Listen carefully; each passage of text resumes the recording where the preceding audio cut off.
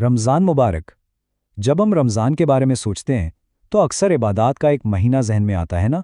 लेकिन क्या हो अगर हम इसे एक अलग नज़र से देखें? क्या हो अगर ये एक सफ़र हो? एक बहुत ही गहरी बात है जो इस ख्याल को बड़ी खूबसूरती से बयान करती है। एक बाशऊर मुसलमान का फरीज़ा ताकि माह रमज़ान तकवा व परहेज़गारी का सफ़र बन जाए। आइए इस बात की गहराई में उतरते हैं और समझते हैं कि इसका असल मतलब क्या है। तो सबसे पहला सवाल जो ज़हन में आता है वो ये है कि भाई एक महीना एक सफ़र कैसे हो सकता है। ये सिर्फ 30 दिन गिनने या गुजारने की बात नहीं है, बल्कि ये एक ऐसी तब्दीली का तजुर्बा है जो इंसान को एक मुकाम से दूसरे मुकाम तक ले जाता है। तो फिर ये सफ़र आखिर है किस तरह का? अच्छा, तो पहला कदम है इस सफ़र के असल मकसद को जानना। रमज़ान सिर्फ कुछ रस्मों और रिवाजों का नाम नहीं है, बल्कि ये एक बाकायदा सोचा समझा रूहानी मंसूबा है जिसकी एक बहुत वाज़ेह मंजिल है। और देखें, यही वो नुक्ता है जहां सारी बात बदल जाती है। ये सिर्फ कुछ आमाल करने के बारे में नहीं है, बल्कि उन आमाल से खुद को तब्दील करने का नाम है। इसकी मिसाल ऐसे है जैसे कीड़ा तितली में बदल जाता है। रमज़ान सिर्फ इबादत करने का नहीं, बल्कि एक बदले हुए इंसान बनने का मौका देता है। तो फिर सवाल ये है कि इस सफ़र पर निकलता कौन है? वो कौन है जो इस रास्ते पर चलने वाला है? चलें इस मुसाफिर के बारे में जानते हैं जो इस सफ़र पर रवाना होता है। तो ये मुसाफिर कोई आम शख्स नहीं, बल्कि एक बाशऊर मुसलमान है। यानी वो इंसान जो सिर्फ आदत के तौर पर इबादत नहीं करता, बल्कि अपने हर अमल को पूरी आगाही, सच्ची नीयत और गहरी समझ के साथ करता है। इसका सफ़र अमल से पहले शऊर से शुरू होता है। यही सबसे बड़ा फ़र्क है। शूर के बगैर हमारे आमाल सिर्फ एक खाली खोल की तरह हो सकते हैं, लेकिन जैसे ही उनमें आगाही और समझ शामिल होती है, वही आमाल रूह से भर जाते हैं और इस पूरे सफ़र को एक मायने दे देते हैं।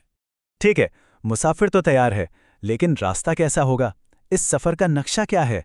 वो है फरीज़ा, यानी वो जिम्मेदारियां जो हमें सीधा हमारी मंजिल तक पहुंचाती हैं।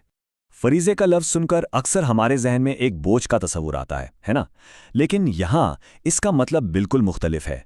ये वो रहनुमा उसूल हैं, वो रोड मैप है जो हमें भटकने से बचाता है और सीधा मंजिल की तरफ लेकर जाता है। इस रास्ते में 3 बहुत अहम पड़ाव हैं। पहला कदम है नीयत, यानी सफ़र शुरू करने का पक्का इरादा। दूसरा है सौम, यानी रोज़ा, जो इस रास्ते पर चलने का नज़्म ज़ब्त सिखाता है। और तीसरा है फ़िक्र, यानी गौर व फिक्र करना, सफ़र के दौरान अपने अंदर झांक कर देखना। इस तरह से रमज़ान का हर एक अमल, हर एक फरीज़ा मंजिल की तरफ बढ़ाया गया एक कदम बन जाता है। हर अमल हमें मंजिल के थोड़ा और करीब ले जाता है। एक एक करके हम आगे बढ़ते चले जाते हैं। तो इतनी कोशिश और मेहनत के बाद ये मुसाफिर आखिर पहुंचता कहाँ है? इस सफ़र की मंजिल क्या है? आइए अब ज़रा मंजिल पर नज़र डालते हैं। तकवा और परहेज़गारी। तो मंजिल है तकवा और परहेज़गारी। और ये कोई इनाम या ट्रॉफी नहीं है, बल्कि ये एक कैफियत का नाम है, अल्लाह के करीब होने का गहरा एहसास और एक पाकीज़ा ज़िंदगी गुजारने का अज़्म। इन दो जुड़े हुए तसव्वुरात के दरमियान जो बारीक सा फ़र्क है, उसे समझना बहुत ज़रूरी है। देखें, तकवा दिल की हालत है, अल्लाह की मौजूदगी का एहसास, और परहेज़गारी उसी एहसास का अमली सबूत है जो हमारे कामों में, हमारे किरदार में नज़र आता है। यानी आसान लफ्ज़ों में कहें तो तकवा हमारे अंदर होता है और परहेज़गारी उसका बैरूनी इजहार है। एक चीज़ कुदरती तौर पर दूसरी की तरफ ले जाती है। जब अंदर पाकीज़गी होती है तो बाहर के अमाल खुद ब खुद संवर जाते हैं। लेकिन क्या ये सफ़र रमज़ान के साथ ही ख़त्म हो जाता है, या ये सिर्फ एक शुरुआत है? आइए देखते हैं कि इस एक महीने के सफ़र के बाद क्या होता है। और शायद सबसे अहम बात यही है कि रमज़ान मंजिल नहीं है, बल्कि ये एक ट्रेनिंग ग्राउंड है। ये सफ़र हमें आने वाले 11 महीनों के सफ़र के लिए तैयार करता है। असल इम्तिहान तो दरअसल अब शुरू होता है। तो आखिर में ये सवाल रह जाता है कि अगर रमज़ान वाकई एक सफ़र है, तो फिर अगला कदम क्या होगा? इस सवाल का जवाब ही इस पूरे सफ़र को हमेशा के लिए बामानी बना सकता है।